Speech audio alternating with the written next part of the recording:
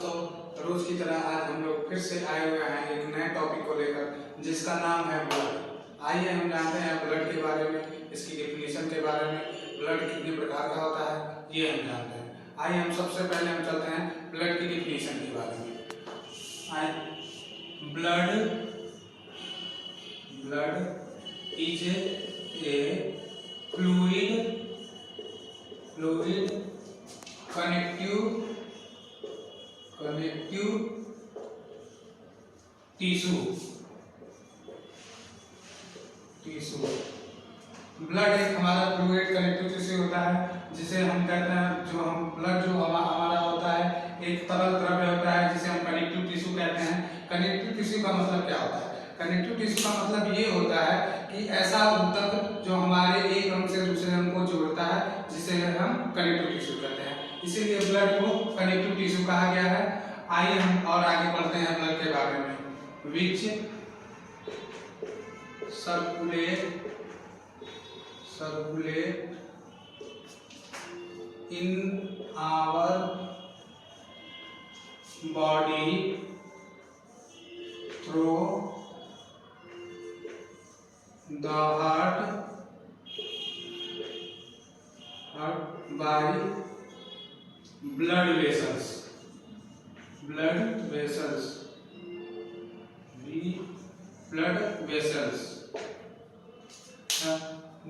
जो हमारा ब्लड होता है ये हार्ट के द्वारा पंप किया जाता है और हमारे ब्लड वेसल्स के द्वारा हमारे पूरे शरीर में पहुंचाया जाता है।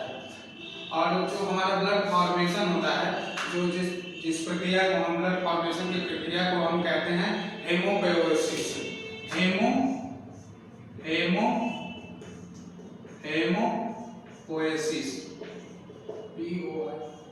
पोएसिस। बहुत सारे एग्जाम में पूछा जाता है कि ब्लड फॉर्मेशन की प्रक्रिया को क्या कहते हैं, तो ब्लड फॉर्मेशन की प्रक्रिया को हम हेमोपोएसिस भी कहते हैं। आइए हम ब्लड के बारे में कुछ और आगे जानते हैं।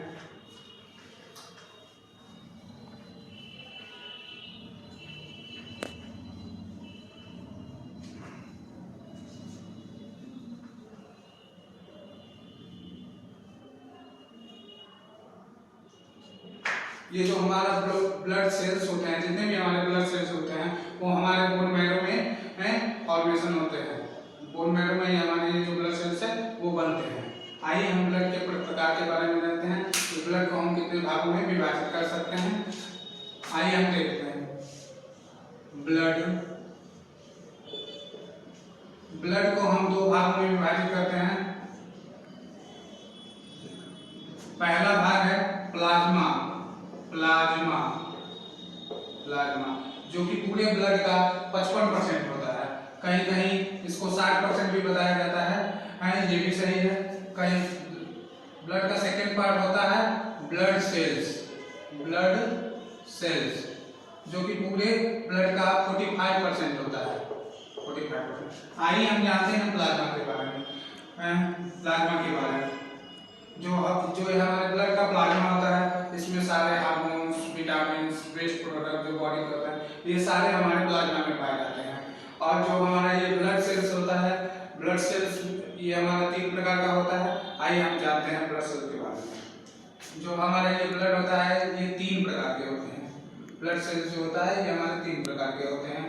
पहला होता है आरबीसी, डब्ल्यूबीसी सेकेंड, और तीसरा होता है प्लेटलेट्स। ठीक। आरबीसी को हम रेड ब्लड सेल्स भी कहते हैं, इसको एरिथ्रोसाइट्स भी कहा जाता है। डब्ल्यूबीसी को हम व्हाइट ब्लड सेल्स कहते हैं, इसको कहीं कहीं ल्यूकोसाइट्स भी बोलते हैं। प्लेटलेट्स को हम थ्रोम्बोसाइट्स भी बोलते हैं कहीं कहीं। आइए हम जानते हैं आरबीसी के बारे में।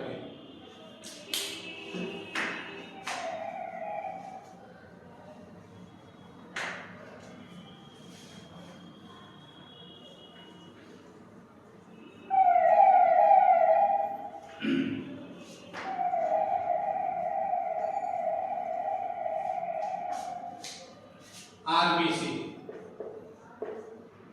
रेड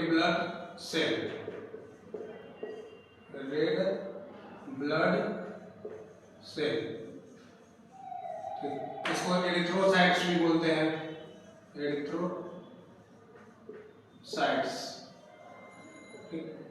इसका मेन फंक्शन है जो है वो ट्रांसपोर्टेशन का काम है। ये हमारे गैसों को ट्रांसपोर्ट करता है, जैसा कि हमारे ये लंग्स में जाता है और वहां से ऑक्सीजन लेके हमारे टिश्यू में लंग ऑक्सीजन देता है और वहां से कार्बन डाइऑक्साइड लेके हमारे लंग्स तक पहुंच जाता है। तो आरबीसी का हमारा मेन फंक्शन है ट्रांसपोर्टेशन का, ट्रांसपोर्ट का।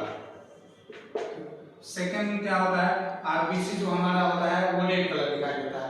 कभी कभी एग्जाम में क्वेश्चन आता है कि जो रेड ब्लड सेल है वो रेड क्यों होता है, तो आरबीसी में हमारा हीमोग्लोबिन पाया जाता है, हीमोग्लोबिन।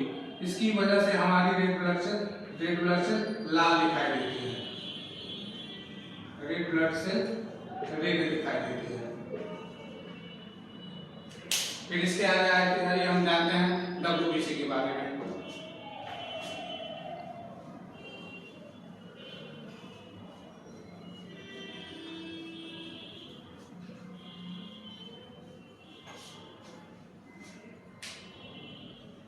WBC इसको हमने आप लोगों को बताया है, इसको व्हाइट ब्लड सेल्स भी कहते हैं और ल्यूकोसाइट्स भी बोलते हैं, ल्यूकोसाइट्स।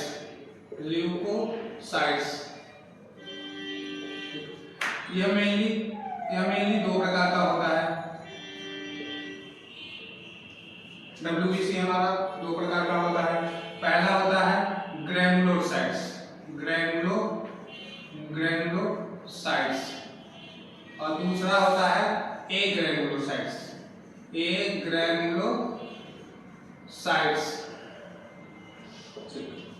अब इसे हम ग्रैनुलोसाइट्स और एग्रैनुलोसाइट में विभाजित कर देते हैं। आइए हम जानते हैं इसको ग्रैनुलोसाइट क्यों कहते हैं और इसको एग्रैनुलोसाइट क्यों कहते हैं।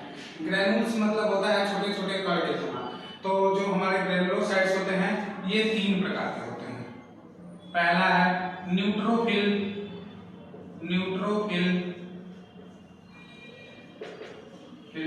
दूसरा है इओसिनोफिल,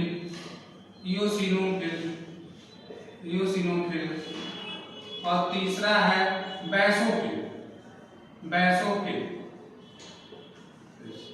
और एग्रैनुलोसाइट्स में दो प्रकार के सेल आते हैं। पहला है लिम्फोसाइट्स और दूसरा है मोनोसाइट्स। अब इसको हम ग्रैनुलोसाइट क्यों कहते हैं, इसको एग्रैनुलोसाइट कहते हैं। आइए हम इसके बारे में जानते हैं। ग्रैनुलोसाइट्स मतलब होता है, ग्रैनुल्स मतलब होता है छोटे छोटे कण के समान। और जो ये हमारा न्यूट्रोफिल होता है, ये इसका जो साइटोप्लाज्म होता है इसमें ये न्यूक्लियस होता है और इसमें जो साइटोप्लाज्म के बीच में जो छोटे छोटे कण के समान दाने के समान होता है, इसलिए इसको ग्रैनुलोसाइट कहते हैं। इसके इस्नोफिल होता है, इसमें भी ग्रैनुल्स होते हैं इसके साइटोप्लाज्म में, इसलिए इसको हम ग्रैनुलोसाइट्स में डिवाइड करते हैं। और ये हमारा एग्रैनुलोसाइट है। एग्रैनुलोसाइट्स का मतलब ये होता है कि जो हमारा ये लिम्फोसाइट है, इसका ये साइटोप्लाज्म है, इसमें ये न्यूक्लियस है और इसके जो साइटोप्लाज्म में इसमें ग्रैनुल्स नहीं पाए जाते हैं, इसकी वजह से इसको हम एग्रैनुलोसाइट कहते हैं। ऐसे मोनोसाइट है, मोनोसाइट्स के जो साइटोप्लाज्म होता है इसमें ग्रैनुल्स नहीं होते हैं, इस वजह से हम इसको एग्रैनुलोसाइट कहते हैं। आइए अब हम जानते हैं प्लेटलेट के बारे में।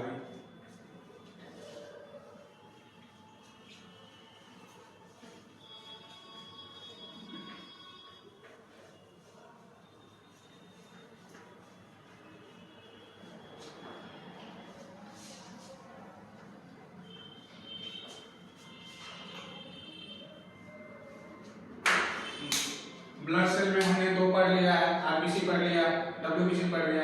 अब तीसरा आता है प्लेटलेट्स। प्लेटलेट्स के बारे में आइए जानते हैं। प्लेटलेट्स इसको थ्रोम्बोसाइट्स भी बोलते हैं, थ्रोम्बोसाइट्स।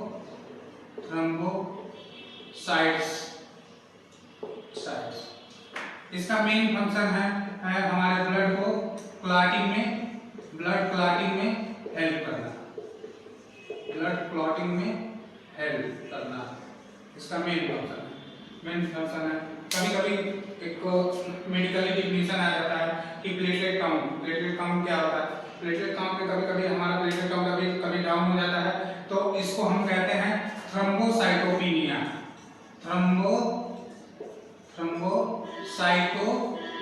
थ्रोम्बोसाइटोपिनिया, ये मेडिकल लैंग्वेज है।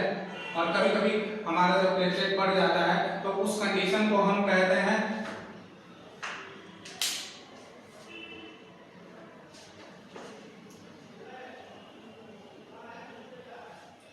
जब कभी कभी हमारा प्लेटलेट बढ़ जाता है तो उस कंडीशन को हम कहते हैं थ्रोम्बोसाइटोसिस। ये याद करने लायक चीजें हैं। जब कभी भी हमारा प्लेटलेट घट जाता है तो उस कंडीशन को हम कहते हैं थ्रोम्बोसाइटोपिनिया। जब कभी हमारा प्लेटलेट बढ़ जाता है तो उसको हम कहते हैं थ्रोम्बोसाइटोसिस। ऐसे ही हमारे WBC में भी है। जब कभी भी हमारा WBC काउंट बढ़ जाता है तो हम उसको कहते हैं ल्यूकोसाइटोसिस।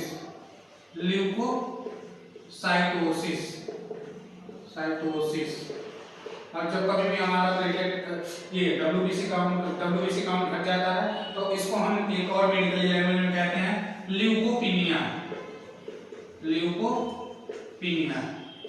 ल्यूकोपीनिया का मतलब हुआ कि WBC काउंट हमारा नॉर्मल से जब कम हो जाता है तो इसे हम ल्यूकोपीनिया कहते हैं। तो जब हमारा WBC काउंट नॉर्मल से ज्यादा हो जाता है तो हम इसको ल्यूकोसाइटोसिस बोलते हैं। ऐसे हमारे ब्लड में भी है, RBC में भी है। आइए हम RBC में क्या करते हैं। जब हमारा RBC काउंट बढ़ जाता है तो उसे हम क्या कहते हैं, और जब हमारा RBC काउंट घट जाता है तो उससे हम क्या कहते हैं। जब हमारा RBC काउंट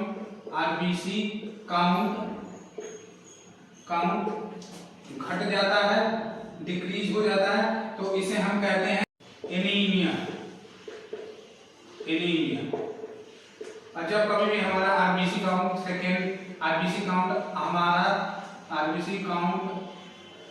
इज इंक्रीजेस, जब हमारा RBC काउंट बढ़ जाता है तो इसे हम कहते हैं पॉलीसाइथीमिया।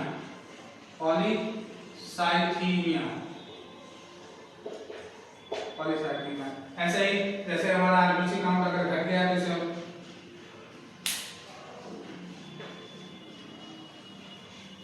आज के लिए बस इतना ही। कल फिर अपने